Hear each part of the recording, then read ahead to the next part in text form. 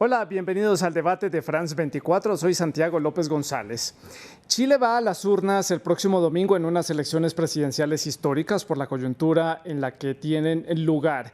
Una convención constitucional que está avanzando y de la que saldrá una nueva Carta Magna para este país. También un malestar en la ciudadanía que llevó al estallido social y al estado de excepción. Un presidente que acaba de sortear un segundo intento de juicio político. También una recuperación económica post-confinamiento y tras el cierre de las fronteras debido a la pandemia del COVID-19.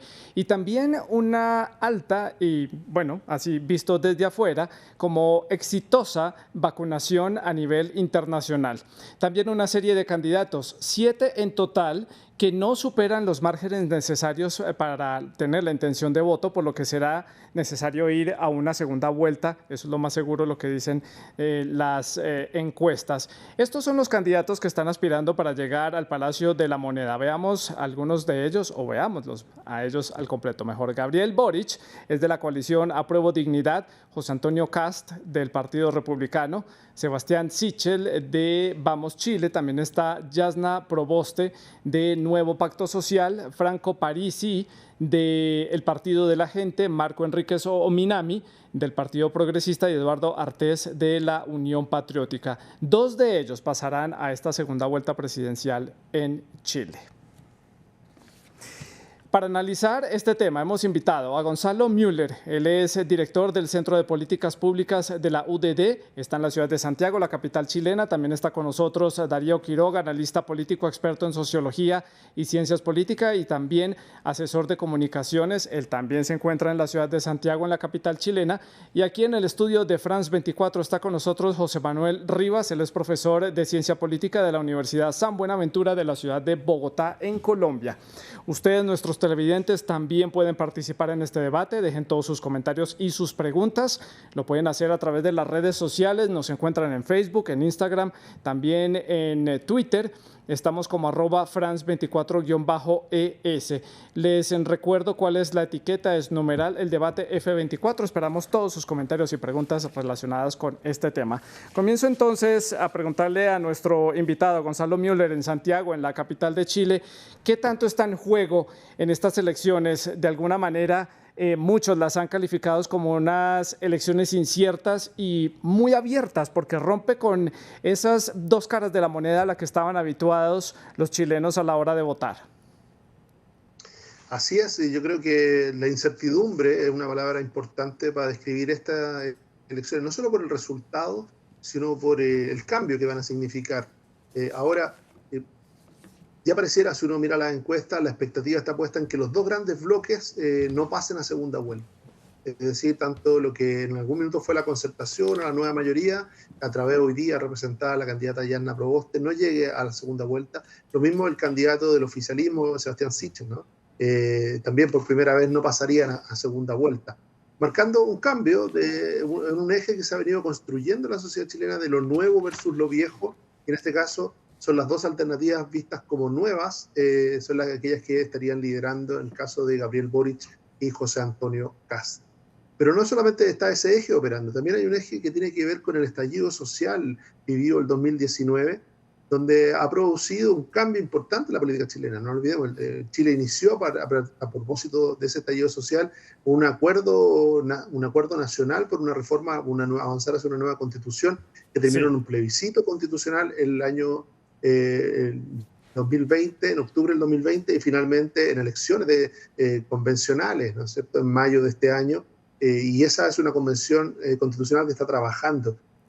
Ahora, el gobierno se ha visto un poco, Gonzalo, a través, como lo describíamos, a través de las acusaciones constitucionales y todo, paralizado y ajeno, además de no tener un representante claro o nítido en la propia elección presidencial. Eso quizás ha generado la incertidumbre, ha generado grandes movimientos entre los distintos candidatos y que los favoritos muchas veces de las encuestas no pudieran terminar ratificándolo finalmente en las elecciones, como ocurrió en las primarias. Darío, también allí en la capital de Chile, en la ciudad de Santiago, su opinión, ¿qué es lo que está en juego en estas elecciones? Como ya lo decíamos, abiertas, distintas, atípicas para los chilenos, son unas elecciones poco convencionales.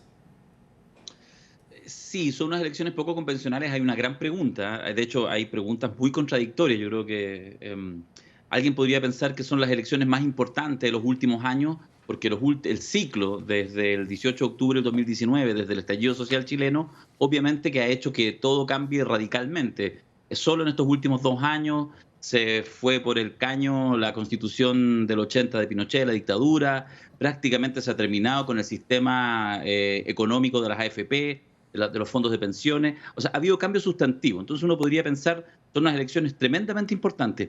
Pero por otra parte, hay una cierta dicotomía con esta energía social que uno puede percibir en la sociedad, valga la redundancia, pero que en esta cosa extraña de candidaturas que emergen, que suben y que después bajan rápidamente, pareciera ser que el poder cada vez está menos en los espacios de representación formal, incluso en la presidencia de la República, y a veces uno podría poner en duda si realmente es una elección muy importante o muy por el contrario, es una elección poco importante porque sea quien sea de los dos favoritos que termine imponiéndose en el balotaje del 19 de diciembre, es bien probable que la capacidad de que, por lo tanto, la sociedad en su conjunto tome una decisión de apoyar, de seguir cierto proyecto, yo creo que está en veremos. Es decir, para decirlo en términos muy simples, es muy probable que gane quien gane la elección presidencial, qué sé yo, a los 6 meses de gobierno tenga niveles de popularidad bajísimos y por lo tanto tenga grandes dificultades para darle gobernabilidad y para avanzar en su proyecto político.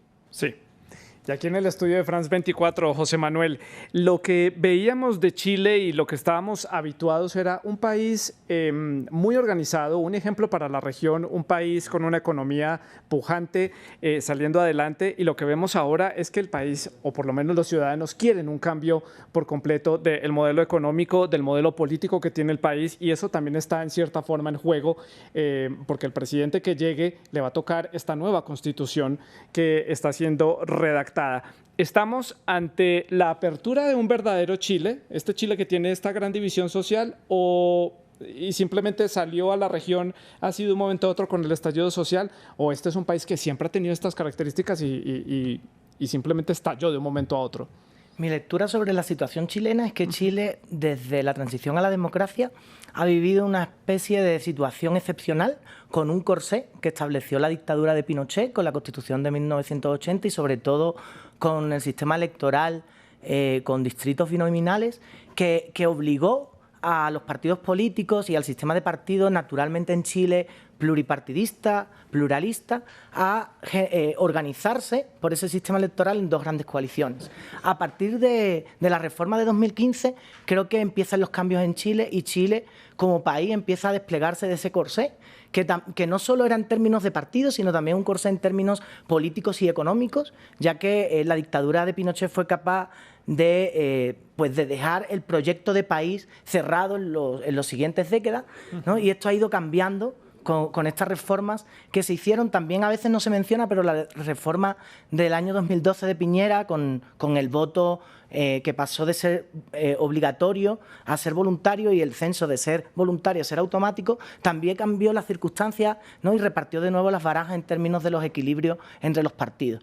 Y lo que estamos viendo no creo que sea un cambio tan nuevo, sino que viene realmente de la última década, ¿no? Es un proceso gradual que tiene en cuenta también, o que tenemos que tener en cuenta también el contexto, ¿no? Sí. Que usted mencionaba también en la presentación del caso, y me parece que coincido, ¿no?, también con mis compañeros anteriores en que vivimos un periodo de incertidumbre, ¿no?, precisamente porque el país se está liberando de ese corsé que mencionaba, ¿no?, en términos políticos. Incertidumbre, y el país se está abriendo, está mostrando una cara que no conocíamos de Chile, por lo menos en la región de América Latina. Gonzalo, para los que estamos fuera de las fronteras de Chile, que era el país ejemplo para muchos de nosotros en la región, ¿qué es lo que prima ahora en las candidaturas de estos 7 candidatos que están aspirando a llegar a la moneda? ¿Cuáles han sido los temas que han dominado el debate público? Por supuesto está el estallido social, que es, digamos, que un punto de partida para el escenario en el que está Chile en este momento. Pero ¿qué otras prioridades tiene el país y están en juego en esos planes de gobierno? Yo creo que a diferencia quizá de otras elecciones, los programas o las agendas han sido menos relevantes que lo que cada candidato busca identificar, ¿no? Que son, de alguna manera, estas identidades políticas, nuevas identidades políticas. hemos visto que incluso los propios candidatos no le han dado una prioridad a sus programas, modificándolos, cambiándolos, muchas veces dando explicaciones por ello. Se entiende de que no han sido los protagonistas, sino que han sido los propios candidatos y lo que logran identificar dentro de este sentimiento nacional. ¿Por qué digo sentimiento? Porque a partir del plebiscito de octubre se habló un sentimiento de esperanza y cambio que se ha ido matizando, ¿no? Matizando por desórdenes, por violencia, por también un periodo muy largo de espera para poder obtener frutos, ¿no? Y eso creo que ha generado también una necesidad de mayor orden. Y personas que empezaron a valorar el orden, la recuperación económica, porque Chile ha sido afectado por la pandemia, al igual que el mundo, ¿no? Que América Latina. Sí. Y por lo tanto, temas de la cotidianidad, de lo laboral, de los desafíos, de las necesidades de orden y seguridad se han puesto muy por sobre la mesa. Y eso ha generado quizá la irrupción de estos dos nuevos candidatos que visibilizan estos dos sentimientos, ¿no? El que le da continuidad al sentimiento que nace en octubre del estallido social, que es Gabriel Boric, y por otro lado una reacción de orden, una reacción más de seguridad y de cuidar lo que se tiene, de los avances que ha obtenido la sociedad chilena, que se ha ido identificando en torno al candidato José Antonio Kast.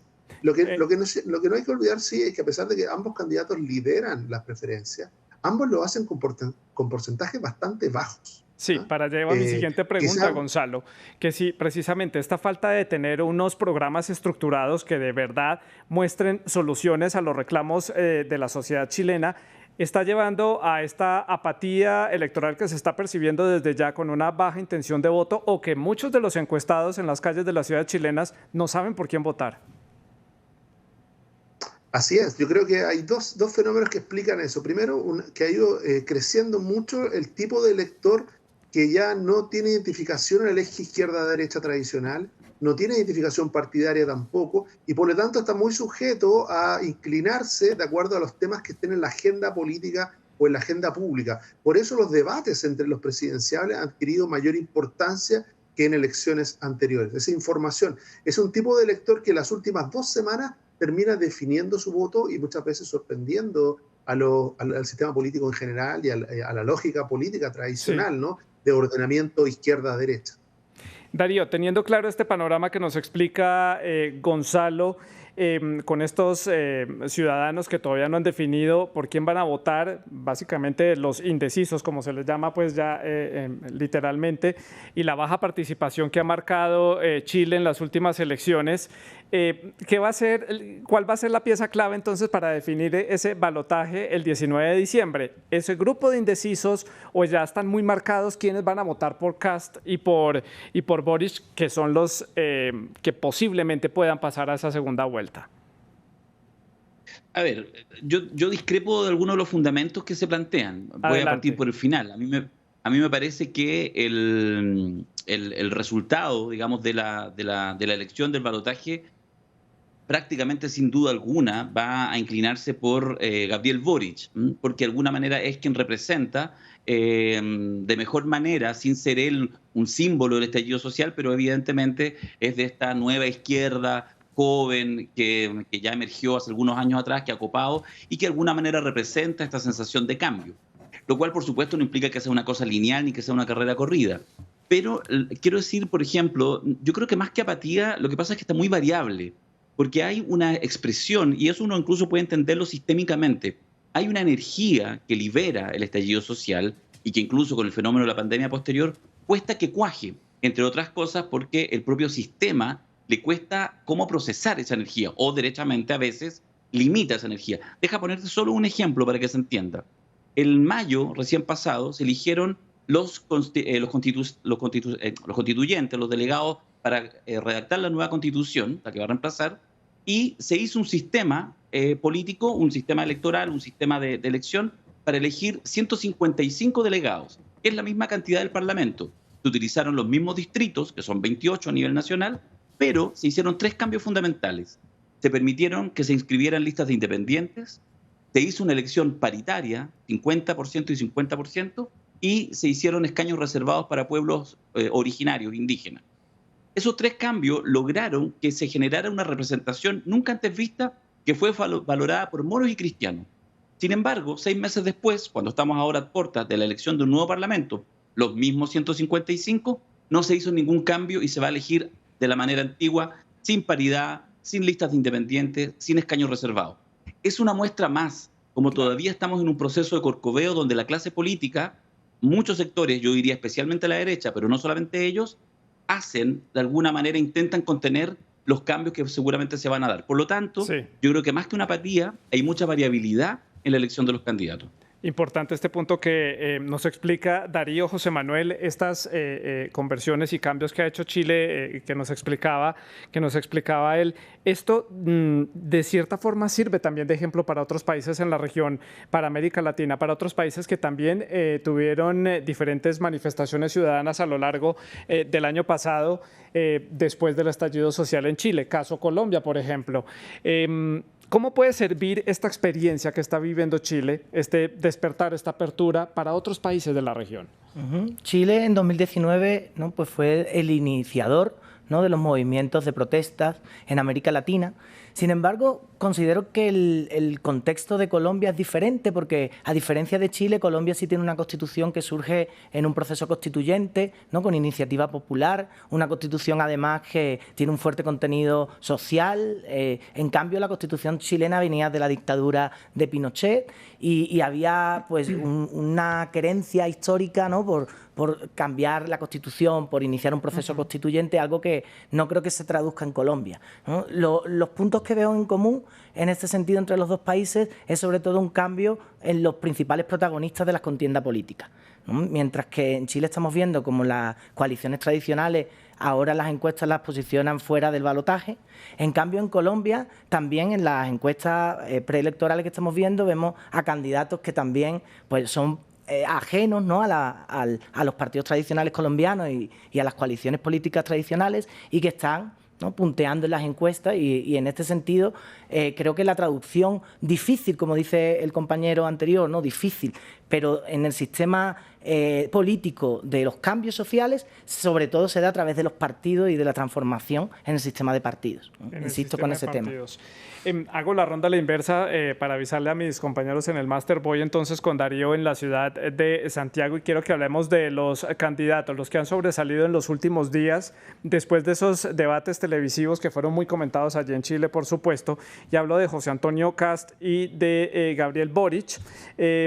Son completamente diferentes, muestran un espectro completamente diferente a nivel político. Uno tiene, digamos, una larga trayectoria a nivel política y Gabriel Boric no es de Santiago, viene de la región, viene de Magallanes, es joven, es de izquierda, representa una esencia muy diferente a nivel político a lo que están acostumbrados los chilenos. Sí, completamente. Yo creo que son dos candidaturas que están muy en las antípodas y que son ambos muy distintos a lo que comúnmente estábamos acostumbrados. Si bien José Antonio Kast proviene de la UDI, fue diputado durante 3 o 4 periodos, muchos años, etcétera, pero de alguna manera él iba cultivando un perfil, ahí aparece en pantalla, un perfil similar, digamos, un poco lo que podría ser una mezcla entre Trump y Bolsonaro, aunque al estilo chileno, es decir, sin tantas estridencias. Lo que sí son bastante estridentes, muy estridentes, son parte de sus posturas, que de hecho ha tenido que irlas matizando, porque recordemos que José Antonio Kast, que iba por fuera de la derecha tradicional, tenía una expectativa, yo creo, máximo llegar quizás a un 15%, y por lo tanto hizo un programa que es muy duro, muy fuerte contra la inmigración, de grandes menoscabos. Por ejemplo, proponía, entre otras cosas, eliminar el Ministerio de la Mujer, etcétera, cosas que seguramente va a tener que retractar y suavizar. Y en el caso de Gabriel Boric, en realidad lo interesante de Gabriel Boric es que es de la camada de los dirigentes estudiantiles que emergen del 2011, hace 10 años atrás, que luego se hicieron diputados, políticos, y que hoy en día representa, por supuesto, con las complejidades de un liderazgo joven y de una coalición, el Frente Amplio, más el Partido Comunista, que tiene muy poca experiencia gobernando, incluso enfrentando la campaña.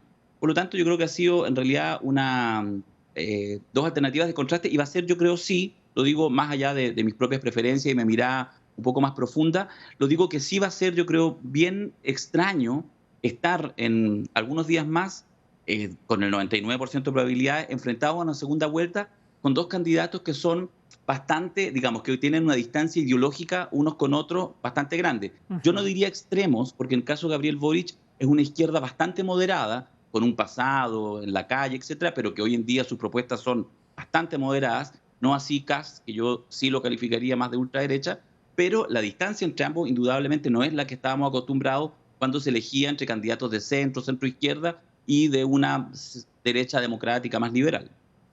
Gonzalo, su opinión sobre estos dos candidatos que son como los que están liderando encuestas y percepciones allí en Santiago. No podemos decir números previo a las elecciones, pero ¿cuál es su opinión? Yo creo que, como veíamos, representan dos mundos muy distintos, ¿no? A la centro-izquierda y a la centro-derecha la han desbordado candidatos a su derecha y a su izquierda, y que buscan reemplazarlas de alguna manera, ¿no? Esa es la tesis de ambos, reemplazar al viejo régimen. Ambos en eso se parecen. También se parecen en que son percibidos por la ciudadanía como reformistas, aunque en temas distintos, ¿no?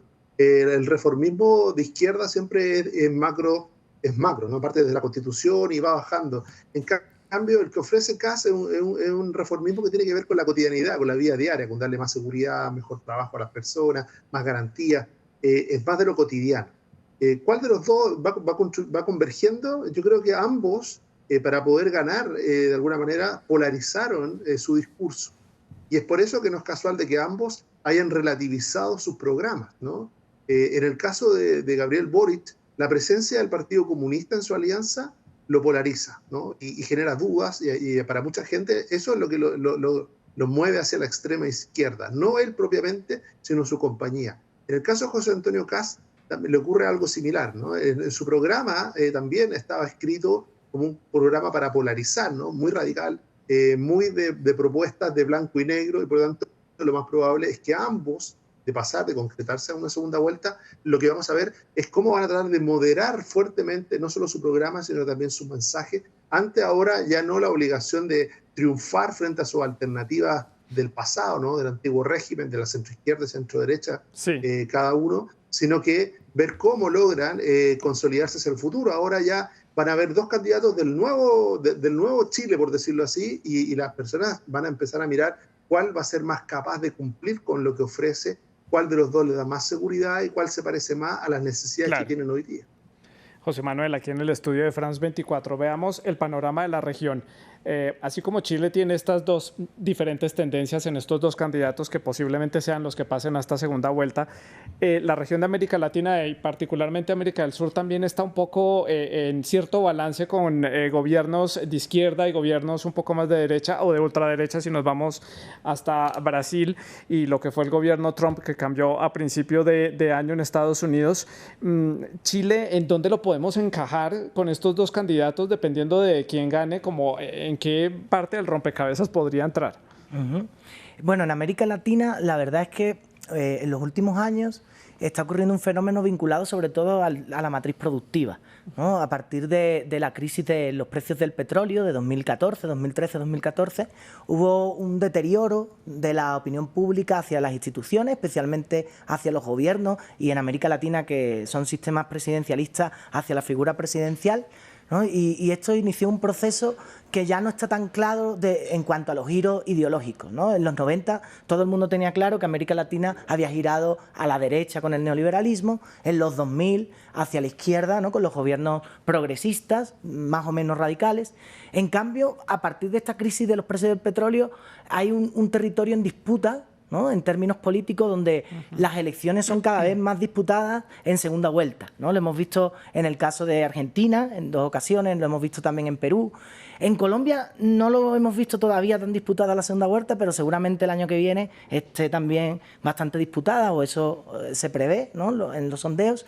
Y Chile sigue esa estela. La diferencia es que, a diferencia de otros países, Chile tiene un sistema de partidos con partidos tradicionales, poderosos, y estos nuevos partidos no son partidos antisistémicos en general, sino son partidos que continúan la estela de los partidos anteriores, ¿no? Que reformulan propuestas en términos de izquierda y derecha, ¿no?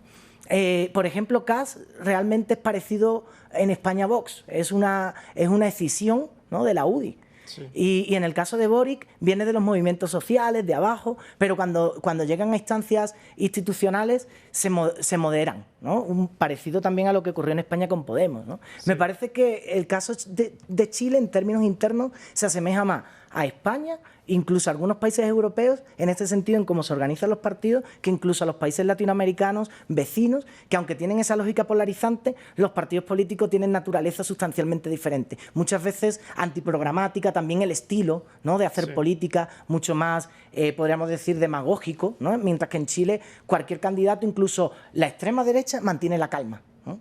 Que es lo que también mencionaba mi compañero antes y con lo que estoy de acuerdo. Sí, que mantienen un poco el status quo de lo que ha venido viviendo Chile desde que entró a la democracia.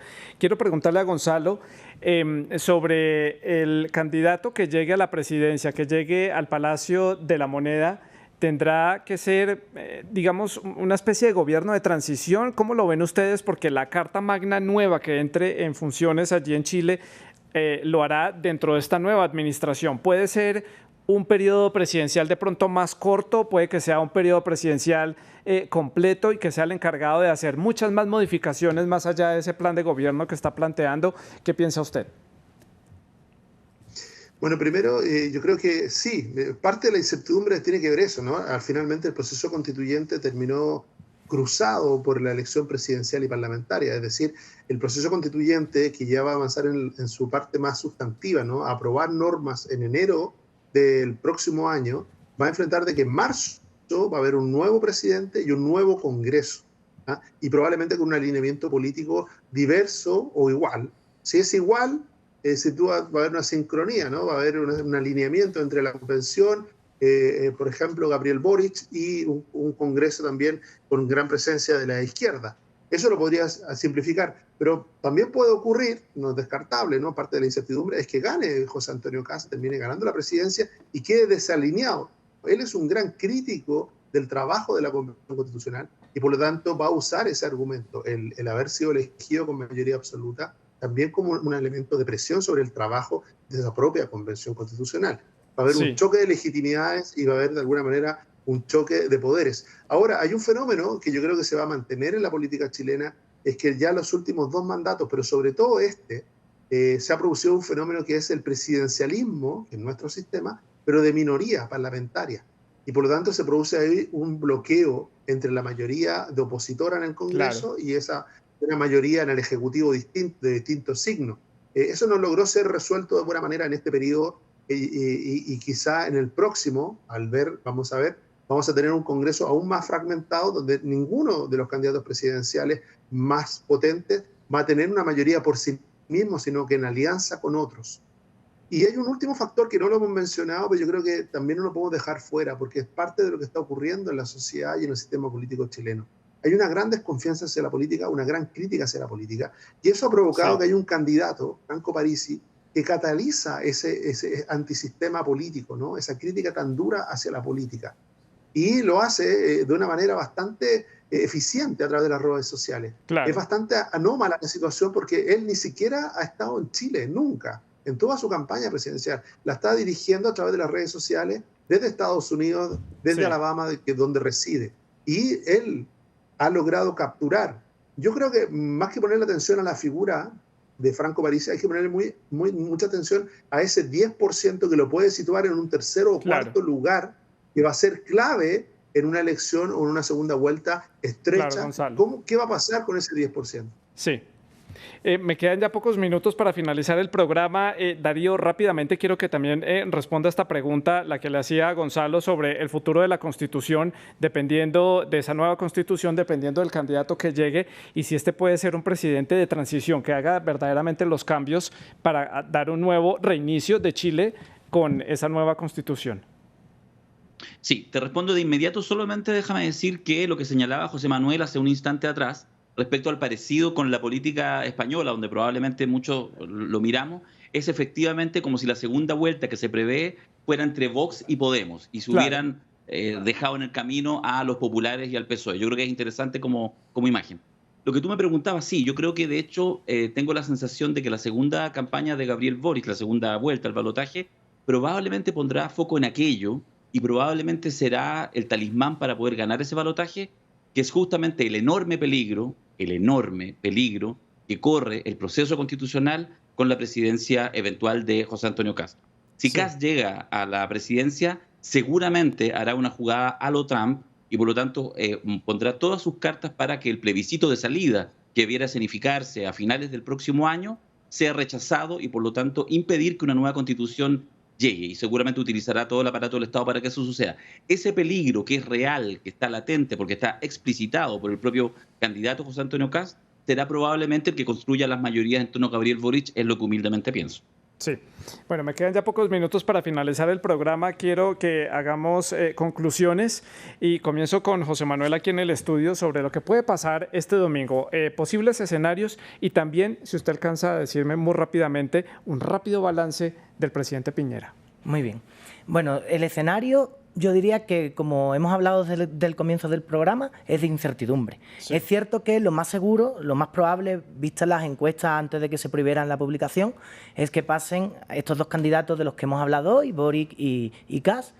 Y en ese escenario de segunda vuelta es más probable que pues en Chile gane Boric que Kast, sobre todo si Boric es capaz de movilizar una mayor participación electoral, lo cual significa a su vez una mayor participación de los sectores que normalmente no participan, que es como en cualquier país son los jóvenes, ¿no? Sí.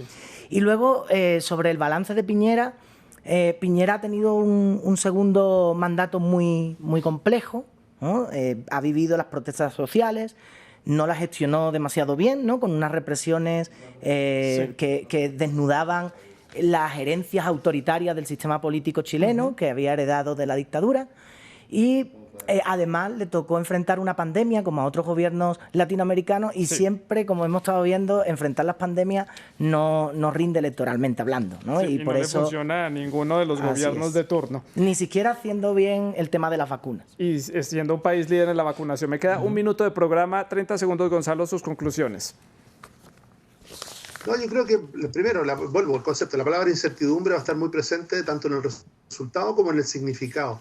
Gabriel Boric en su moderación puede tener que abrazar aparte de lo que fueron los 30 años de la concertación, un ejercicio que no es fácil de hacer porque eso puede desalentar a muchos que tienen una esperanza en que se va a refundar el país y resulta que esa concertación lo que ha hecho es administrarlo.